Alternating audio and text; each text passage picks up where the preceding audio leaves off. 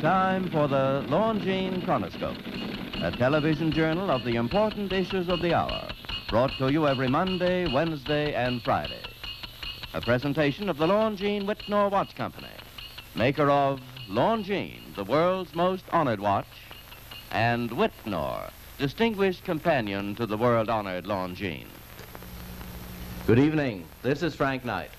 May I introduce our co-editors for this edition of the Longines Chronoscope. Mr. William Bradford Huey, editor of the American Mercury, and Mr. Henry Hazlitt, editor of the Freeman and contributing editor of Newsweek magazine. Our distinguished guest for this evening is the Honorable J. Bracken Lee, the Governor of Utah. The opinions expressed are necessarily those of the speakers. Governor Lee, you've established a very fine reputation as an economizer in your own state, but I'd like to begin by asking you tonight whether you think the federal budget could be balanced and balanced now under these conditions. Mr. Hazlitt, certainly I think the federal budget can be balanced. I not only think it can, but I think it should be, and it must be, if we're going to save this country. Well, President Truman says that in an emergency you have to have a deficit, or that you have to spend very heavily. Now, do you think you have to have these enormous expenditures in the present emergency? No, certainly not in the present emergency. I think, of course, there are times in the history of any country and in the lives of an individual when we are compelled at times to spend more than we take in. But certainly we cannot go on operating upon the theory that we are in a continual emergency, an emergency that has lasted about 20 years. Well, in your own state, how did you begin economizing? Where did you begin? Well, I think I began first by reducing the requests of the various departments of state government. And while I did make quite a reduction by vetoes, I think the best reductions that I was able to make were in my own departments, where we reduced the number of employees and got the men who remained to do a better job. In other words, I think that by reducing the number of employees of a department, you have a more efficient department. If you have more men than you need, you're going to have somebody loafing, and when you have somebody loafing, that affects everybody in the department. What about corruption, Governor? Have you managed to eliminate mink coats from the government machinery in Utah?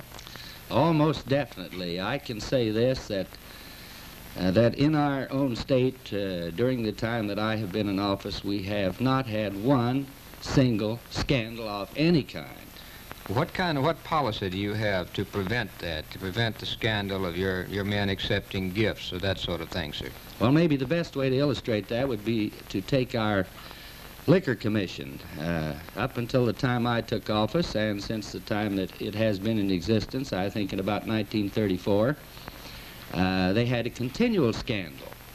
Payoffs and bribery, 2 grand jury investigations, and an investigation by the legislature every time they were in session. And of course, since that time, or since I took office, we have not had one single scandal. And we have been able to reduce the number of employees in the Liquor Commission, and while we are selling less liquor today, we are making a greater profit. In fact, we have saved over $1.5 million in the 3 years by having fewer employees. Do you allow your employees to accept gifts from people who sell whiskey to the state? No, we do not. And that was one of the ideas I used in talking to my commissioners. I pointed out that it would not be wrong for a man to go down and have a meal with a liquor salesman. But in taking that meal, that was only one step from taking a gift. The man would then be giving him a bottle of whiskey or a case of whiskey and then money. So I said, don't take that first step. Buy your own meal. And all of my commissioners buy their own meals. I'm sure, Governor, that our viewers would like you to expound just a little bit on your theory of government, since it's so unusual now.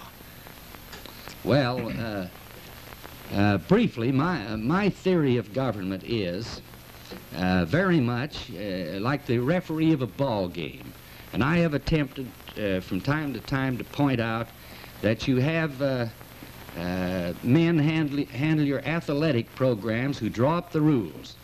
I would illustrate that as being the legislature. Then you have the referee who calls the plays, and I would compare that as the executive branch of government. Then, of course, you have an appeal board. I would compare that to our courts. So long as our government is operated according to the rules laid down by the referee, you're going to have a good ball game. The minute the referee gets into that game on one side or the other, you're going to have a bad ball game. Well, Governor, you were telling, I think you made a speech some time ago in which you suggested that the taxing power be put mainly or primarily in the hands of the states. Would you mind telling us something about that proposal of yours? Of course, my theory on government is also this. The closer you keep your government to home, the better off the people are going to be, because then they are going to be able to know how your government operates and keep their eye on it. And when you move your government away from the people, they lose that personal contact that they need. Now, my theory on taxation has been this, that in all of our organizations here in America, we'll say our churches, our lodges, or any other organization, you will find that the local units collect the dues, which, of course, is equivalent to taxes in government. They, in turn, are assessed by the home lodge, or that could be comparable to our national government. And I would suggest that we keep the federal government out of the direct taxing field. In other words, we'll say that the federal government could no longer collect income taxes. That would abolish all of this collection department of the federal government and save the people a lot of overhead, because the states already have tax commissions, and that same tax commission could collect the taxes. Then the federal government would set their budget.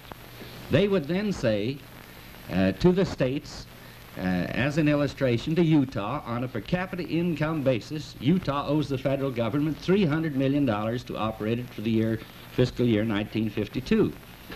I would then meet with my legislature, and I would say, here we have to collect so many millions to operate state government.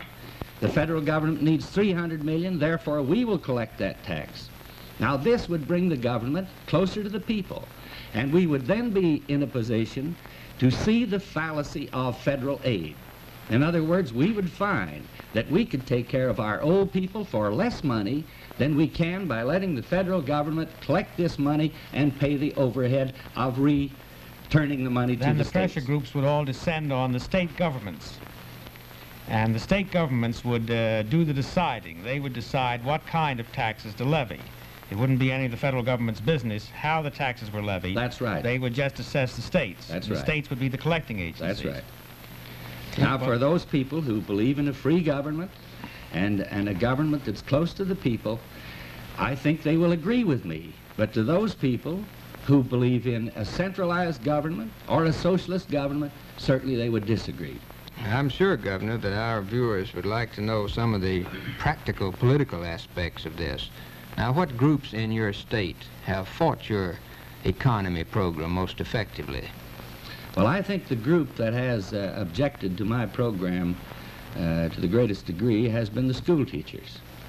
And I want to say that a majority of our school teachers in Utah are fine, loyal American citizens. But like most of our organized groups, I think we have a minority who, in my opinion, are more interested in their own welfare than they are the general welfare.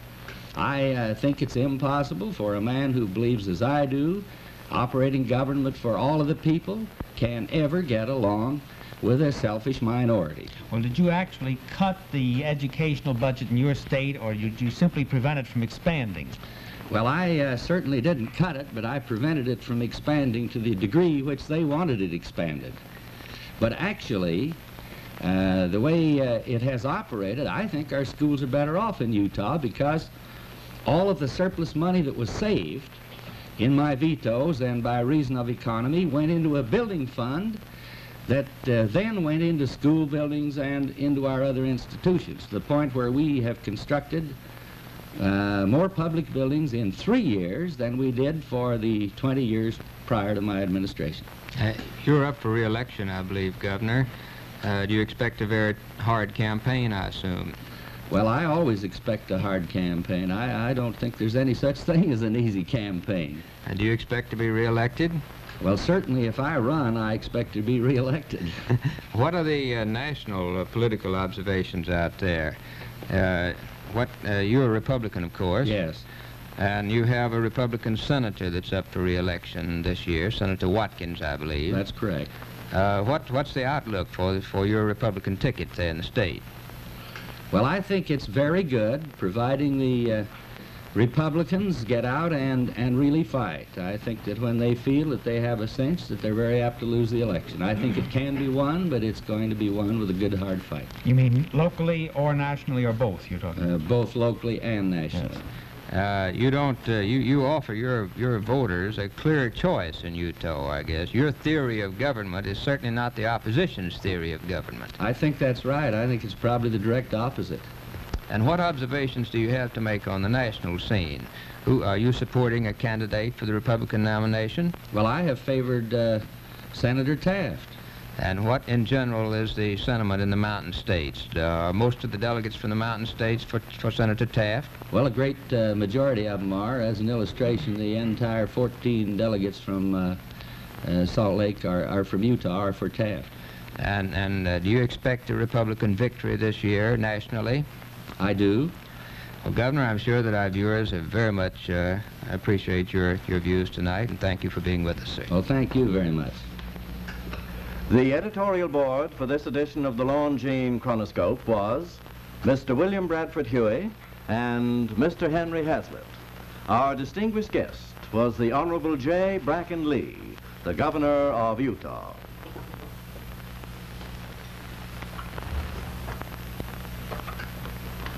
I would like to say a good word on behalf of the father who, for the past 10 or 20 years, has protested, oh, my old watch is good enough.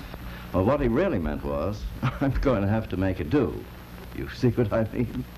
Now, why shouldn't this be a good year for the whole family to really honor Father with Longines, the world's most honored watch? For Father, on Father's Day, for the graduate, as a memorable anniversary present, a Longines watch is in truth the world's most honored gift. And throughout the world, no other name on a watch means so much. Longines watches have all of those qualities demanded of the ultimate in a gift watch. For excellence and elegance, Longines watches have won 10 World's Fair grand prizes and 28 gold medal awards. For accuracy, Longines watches have won highest honors in fields of precise timing, and yet you may buy and proudly give a Longines watch for as little as $71.50.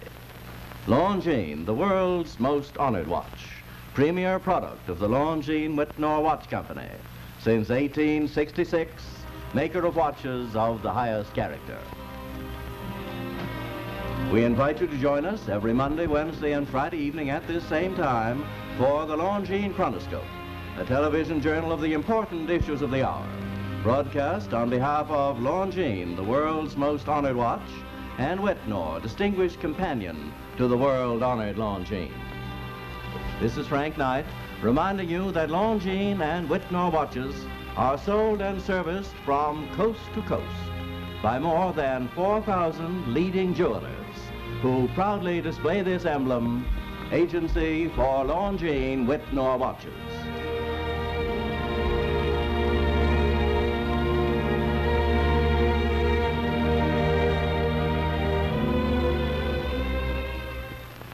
Tune in history with the elections on the CBS television network.